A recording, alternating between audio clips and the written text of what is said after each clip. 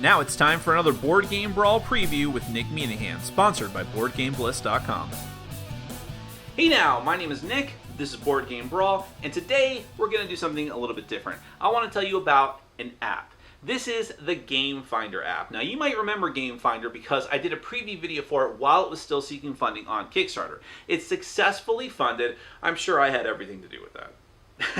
But now it is finally released in its full glory. And I wanted to show you a little bit about that today. Now, if you didn't watch my previous video, let me explain what the GameFindr app is first off. This is an app that is designed to help gamers find each other. The number one complaint I get all the time from people who email me or who message me on Facebook is, what are your tips for finding people to play games with?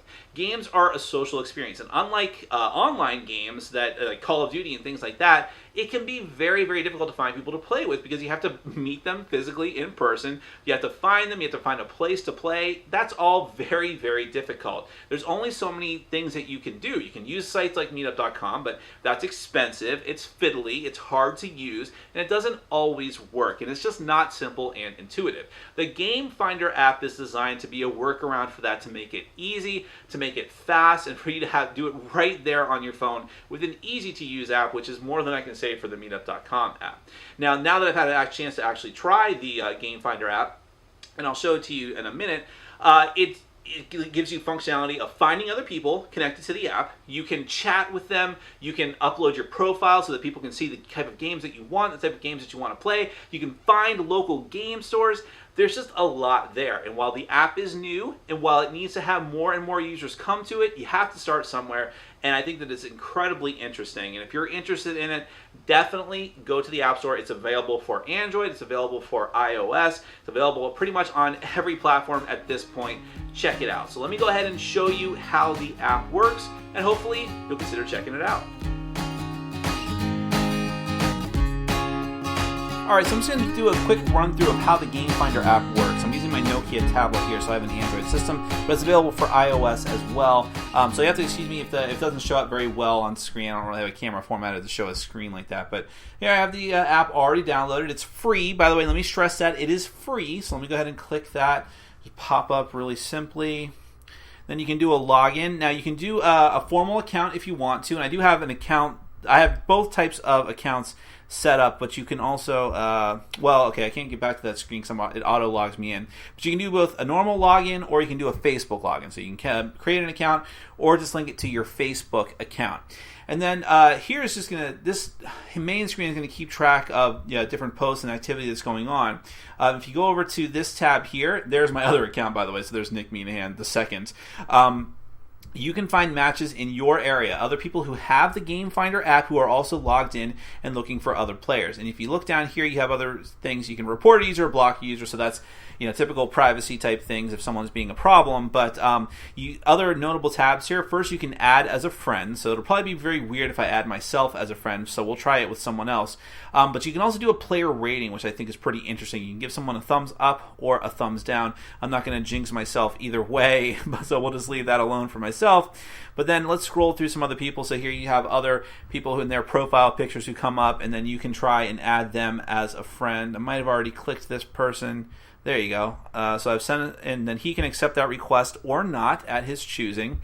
You can scroll through, and there's just a lot of other people that you can find and either add as friends, or you can check them out. You can click on their picture and see what they've put into their profile and get more information about them. So that's one of the things you can do here. And when you do add people, you'll have a contacts section where you can keep track of all the different matches that you have. Once you have those matches and we want to correspond with people and try to get together to actually have game days, then that's what the chat function is for as well. So you can still maintain your privacy. You don't have to swap phone numbers and email addresses yet until you feel comfortable with the person. It just really helps facilitate that.